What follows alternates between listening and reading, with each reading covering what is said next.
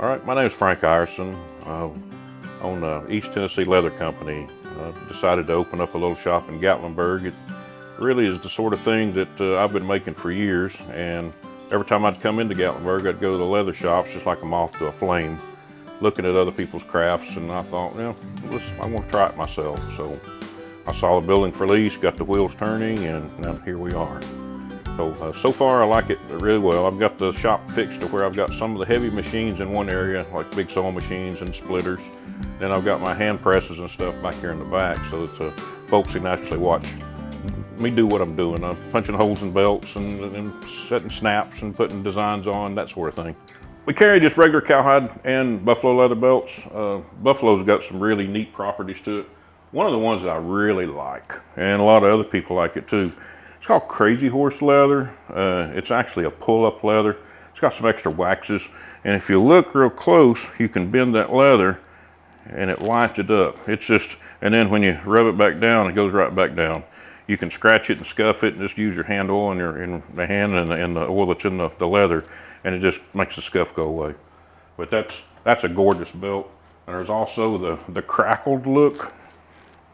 That's just something you just don't get in cowhide.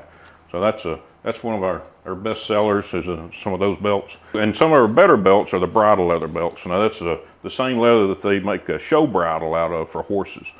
But it's a really good, thick, rich, costs a little more, but it's one of those, a lot of places will call it a lifetime belt.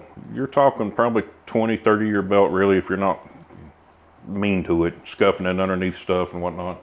You can design it yourself. I've got all sorts of different designs I can put on them, and usually I can just go ahead and put it on that day. If I don't have one on the wall, I can put it on for you while you're here or while you go out somewhere else and look around. Okay, so this is one of our valet trays. You can call it a catch-all tray, just a tray just to throw stuff in, keys, change, whenever you're changing out pants, or some people use them for candy dishes, whatever you want to do. And then these guys, this is just a Yeti holder. This is a bison leather, just really nice. But I thin out and sew up the sides, and then I kind of pooch this down the bottom and then sew that all together to make the bag itself. Thinning out the edges so I can roll it over and stitch it just like this guy right here is stitched up. But I make a gorgeous bag. And then I've got a little holster that we make. Now this guy uses the front of your belt for the back of the holster. So your pistol is actually squeezed in between the two. Now this is a little thin leather. It will mold around your pistol. This is our front pocket wallet. This one, this is version 1. I just put pockets on the outside. I can put little conchos on them too to make things look a little pretty. They'll bling them a little bit, but no pockets on the inside of that one. But version 2, we put pockets on the inside also, and made it a little bit thicker so that you can carry more cash. This spring clip comes up for your bills.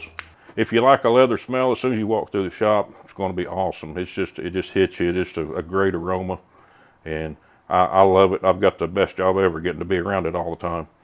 And my big thing in the leather work is having other people that they really enjoy it. If they give me the feedback of, oh, I love my journal, or oh, I love whatever it is, my belt, it's just that does it for me too. That's of course, there's a little bit of money in it, of course, but it's the biggest thing for me to keep me going is when people really brag on it and they enjoy it and they appreciate the craft, because there's a lot goes into making it. It's not just cutting out a piece of leather and slapping it together. I put a lot of pains in each piece that we make. So that's the story of East Tennessee Leather.